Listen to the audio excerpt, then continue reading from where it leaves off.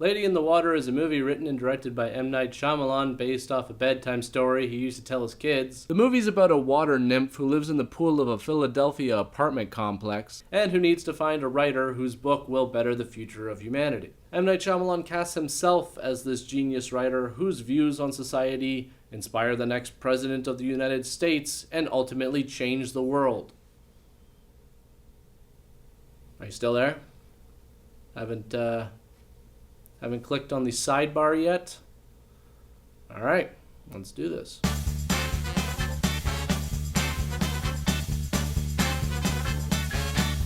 Now before I start this video, I should make it clear that I'm not just hating on Shyamalan for the sake of hating on Shyamalan. I'm pretty sure I said this before in one of my other videos, but I really did enjoy The Sixth Sense, and I actually enjoyed Unbreakable even more. Now there's a story that goes along with the making of this movie, and you can find it in the book The Man Who Heard Voices, or How M. Night Shyamalan Risked His Career on a Fairy Tale. I don't know if that title was a reference to Stanley Kubrick, but just the thought of linking Stanley Kubrick and M. Night Shyamalan makes me feel kind of sick, and I haven't even opened the book yet. Anyways, the book is hilarious, and it makes M. Night Shyamalan come off as a completely delusional egomaniac, even though the book is written from the perspective of worshiping him pretty much. Now, if you didn't know, Disney actually produced and distributed all of M. Night Shyamalan's films since The Sixth Sense. And if you don't believe me, you can look this up. It's true. We're not talking Disney cartoons or anything like that. We're talking about subsidiaries of the Walt Disney Company. The executive from Disney who worked with M. Night Shyamalan on his previous movies was Nina Jacobson, and apparently when he sent her the script, she had some issues with it and overall just didn't really get it. So there was a dinner meeting between some of the Disney executives and M. Night Shyamalan, and I'm just gonna quote this right from the book. "What are you saying, Nina? What are you saying the script needs? 3 weeks? 3 months?" Nina said nothing. Her face said, "Not 3 weeks, not 3 months, not ever." "You're saying I've lost my mind." "No, we're not." "Yes. Yes, you are." I mean, what do you even say to that? How are you supposed to deal with people like that?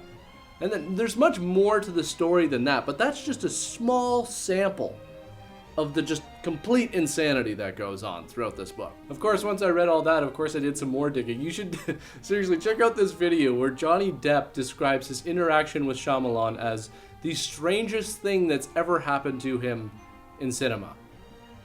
Yeah, Johnny Depp said that. Of all people, Johnny Depp. The strangest thing that happened to Johnny Depp in cinema was a conversation with M. Night Shyamalan. Just let that sink in for a second. Seriously, watch the video. Okay, this has nothing to do with the review, but it's hilarious. I'll post the link in the description. Alright, getting off track here. I gotta review this movie, so try and stay focused.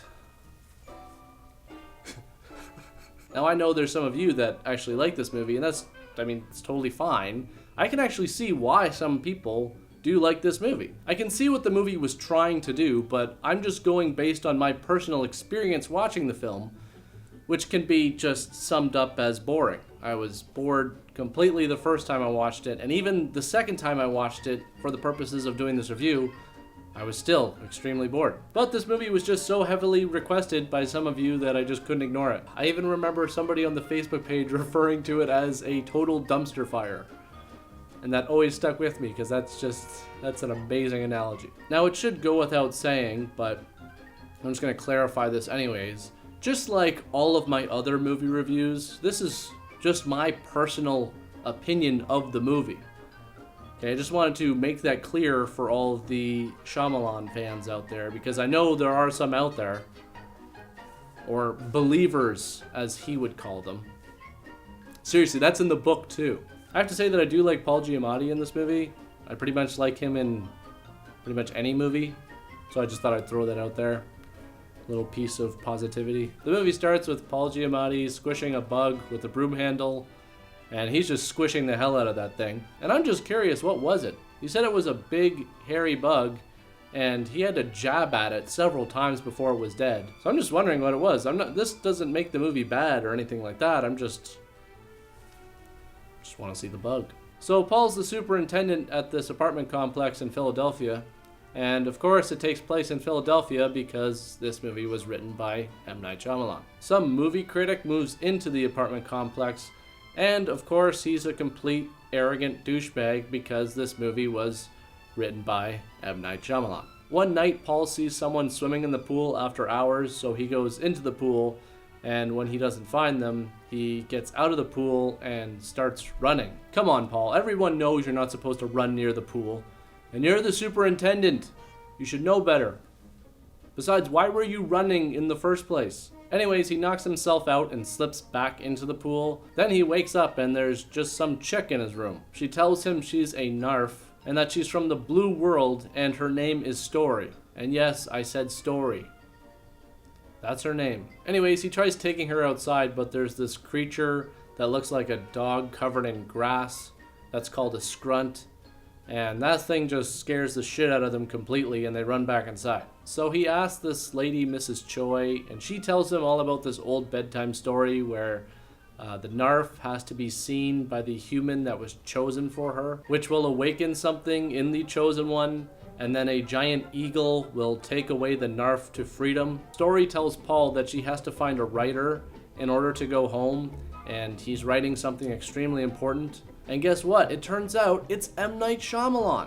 Because why wouldn't it be? Never saw that one coming. That just might be the best twist that he's ever done. In fact, the most hilarious part of this movie was the fact that upon hearing this story about a magical water fairy and mythical creatures surrounding the building, none of the tenants question it.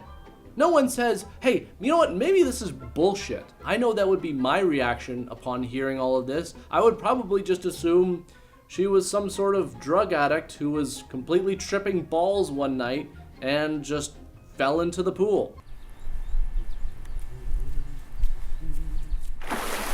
Oh my God!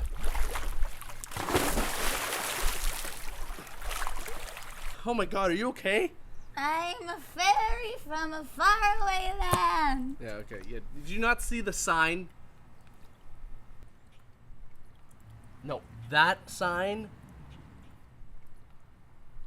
Now I get it, it's supposed to be a fairy tale, but just because it's a fairy tale doesn't mean that everyone has to just blindly believe something magical is going on. Even in Jack and the Beanstalk, Jack's mom freaks out on him when she finds out he spent all of their money on magic beans. She was all like, thanks a lot for selling our cow for a bunch of lousy beans, moron. How are we gonna eat? You ever think about that? I'm paraphrasing, of course. Anyways, she gets scratched by the scrunt, and apparently the scrunt has some poison in its claws. Then we learn there's this special mud that can heal her wounds, and there's these super evil monkeys that live in the trees that punish the scrunts whenever they break the rules of this mythical world. But what are these rules? And if these monkeys are so evil, then why would they give a shit about who's being fair? So Paul goes on a quest to find this mud, and of course he finds a bunch of secret passages inside of the pool that lead him to the, Narf house. And how does he know what the mud even looks like? It seems to me he finds it quite easily. I gotta say, I wouldn't even know where to start, and I probably wouldn't think that this was it at first glance. This just looks like a lump of clay with a bunch of jagged stones in it. Yeah, just looking at that, I'm convinced that rubbing that all over your skin will heal your scratches, not create a bunch of new ones.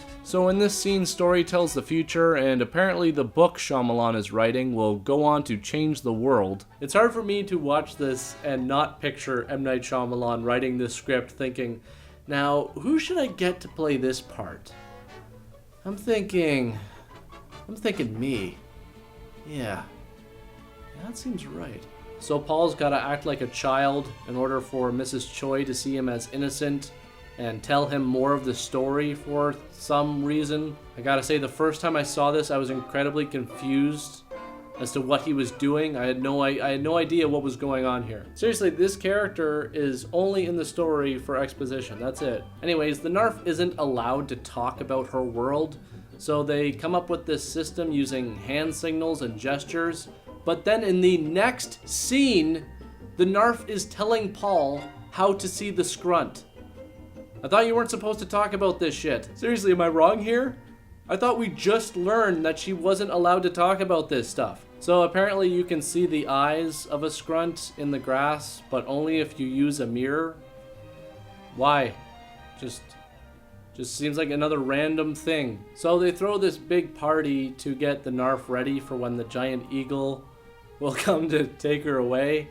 And they think that having everybody around the pool will confuse the scrunt with all of their scents, so he won't be able to find the Narf as easily. By the way, they don't actually know if this will work, it's just a guess. And of course it doesn't work, so the scrunt just drags her away. I just find it kind of interesting that no one noticed this girl being dragged away by a giant dog made out of grass.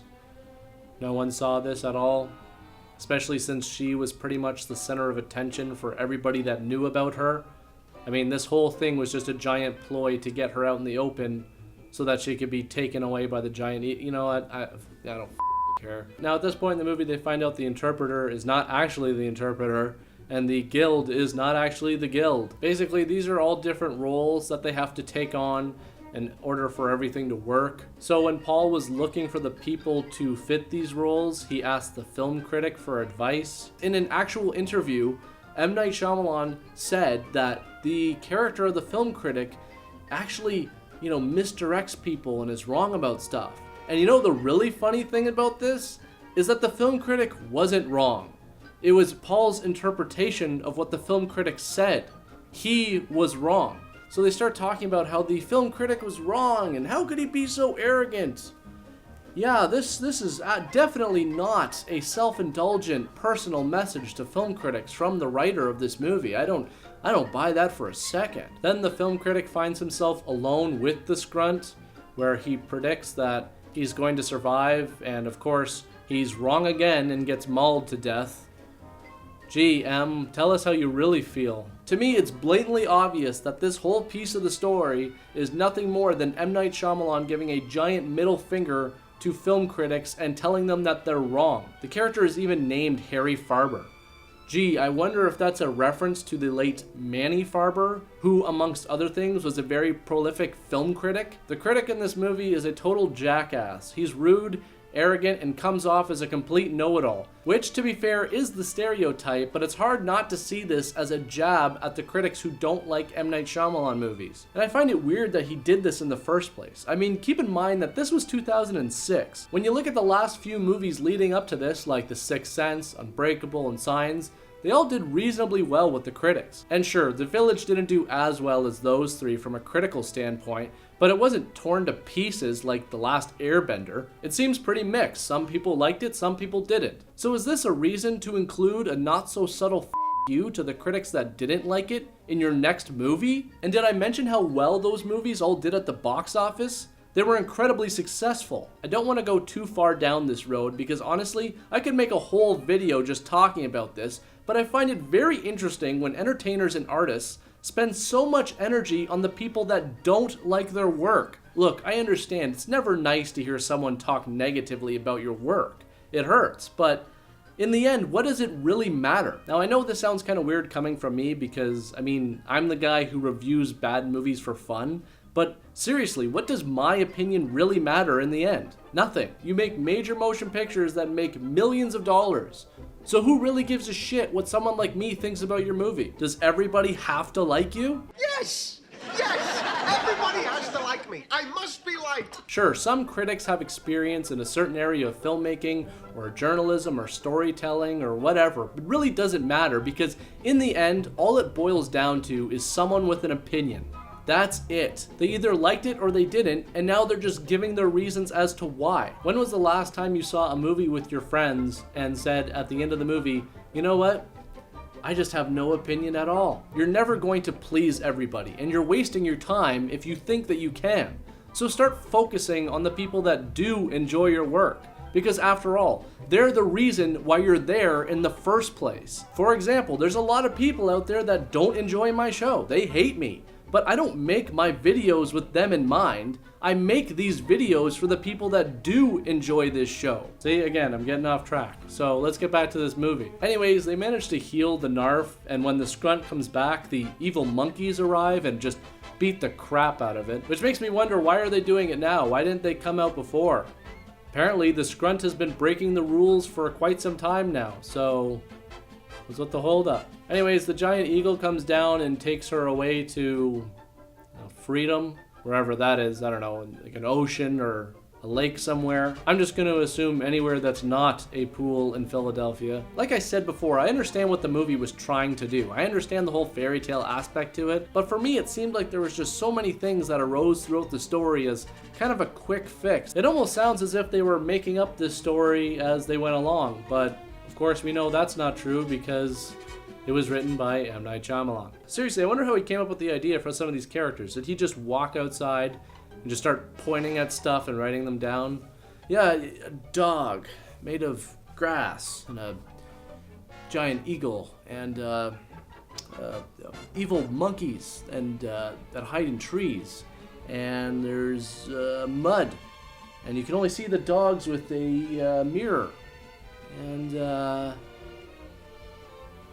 I've lost my mind. Okay, now I'm done. I'm done with Shyamalan movies for now, so please, guys, don't ask me to review The Village because I really don't want to do it. Plus, I've got stuff to do. I've got to go clean the pool. Yeah.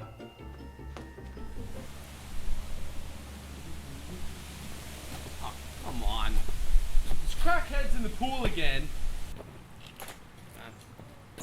Wake up. Wake up, wake up, wake up.